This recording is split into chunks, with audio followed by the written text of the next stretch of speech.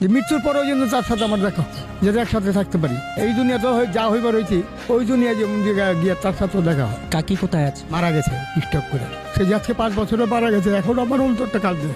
আমি কার কাছে বলতে পারি না এই ব্যথা। আমি নিজের ব্যথা ব্যথিত। এত ভালোবাসতেন কাকিরে আপনি? আপনার কাকিকে এই স্টুডেন্ট থেকে আমি নিয়ে গেছিলাম, এইখান থেকে আমি নিয়ে গেছি 25 তলার থেকে। কিন্তু তারা নিয়ে আমি সংসার করি 30 বছর। 30 বছর সংসার করার পরে সে মারা গেছে। আমি একটা ছাগল দিয়ে 16টা ছাগল করছিলাম। ছাগল করার পরে ছাগলগুলি আমার চোরে নিয়ে গেলো এক রাত্রে। নেওয়ার পরে সে চিন্তা ব্রেন স্ট্রোক করে দিল, তার হাত পা পুঙ্গ হয়ে গেলো। তারপর আল্লাহর কাছে আমি বুঝলাম, আল্লাহ পাক পাক পারপার দিকে তুমি চার রাইখা যাও। রাইখা গেলে আমি চার নিয়ে ভিক্ষা করে খাবো, কিন্তু তারা এতটুকু আদর করছে। কিন্তু সে তো থাকে, সে চলে গেছে আবার ছিল। কাকিকে এত বেশি ভালোবাসতেন কেন? কারণ তারা ভালোবাসছে এই কারণে, তারও এক অসহায়, আমিও অসহায়। তা আমার ছাড়া সে নাই, তারা ছাড়া আমি নেই।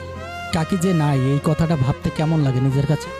রাত্রে যে আমি ঘুম দিয়ে আসি, রাত্রে একটা কিছু আমার ঘুম আসে না, কিন্তু তার কথা চিন্তা করলে আমার চোখের বাড়ির বিষটা পানির ভিজে যায়। সেটা আমি কারো কাছে বলতে পারি না, নিজের ব্যথা দিয়ে রাখি।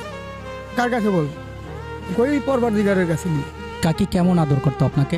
খুব আদর করতো। আমি বাসায় গেলে আমার ভাতটা বেড়ে দিত, গোসলের পানিটা ভরে দিত। আমি গোসল করুন, সে পানিটা দিত। সেটা একটু কষ্ট দিত আমার, পয়লা নিয়ে আমার ভাত খাইতো, তারপর সে নিজে খাইতো। কাকির সবচেয়ে কোন স্মৃতিগুলো বেশি মনে পড়ে? সে একটা আবার গোরস্থান মারা গেছে আমার রিক্সা চালানোর পয়সা দিয়ে। মৃত্যুর পরেও তার কাছাকাছি থাকতে চান? চাইতেছি আল্লাহ পাক যদি এটা কবুল করে আমার এরপরে একটা, এই আমি তার কাছে আবদার করি, আর কিছু ছিল। ধন সম্পদ আমি বুঝিয়ে দিতাম, আজকে ঢাকা সিটির ভিতরে আমি 5 তলা বাড়ি 6টা করতে পারতাম, কিন্তু সে লোক করিনি আমি। কারো চেনা পয়সা আনুম, সেই হিসাব কিতাব করিনি। আমি চিন্তা করি যে আল্লাহ পাক আমার সৎ পথে নিও। আলিকাল মৌত যখন আসবে, তখন যেমন আল্লাহর কালামটা পড়ে আমি মোট লা ইলাহা ইল্লাল্লাহু মুহাম্মাদুর রাসূলুল্লাহ বলে যেমন আমি মৃত্যুবরণ করতে পারি। এখন একটা জিনিসই আমি করি না, নমস্কার করতে পারি সময় পাই, কারণ আমার শরীর নোংরা। আমি এই অবস্থা মসজিদে গেলে আমার দৌড়া দিব সবাই। গুলিস্তানে কোথায় থাকেন? এই স্টেডিয়ামে। রাত যাপন করেন এই খোলা আকাশে নিচে? এছাড়া কোথাও যাবো? একটা ঘর ভাড়া নিতে গেলে 3000 থেকে 4,500 টাকা দিতে হয় ভাড়া। কারণ আমি রিক্সার কাজ চালাই, এখন কয় টাকা কামাই? 300 কামাইলে আমার লেগে অনেক।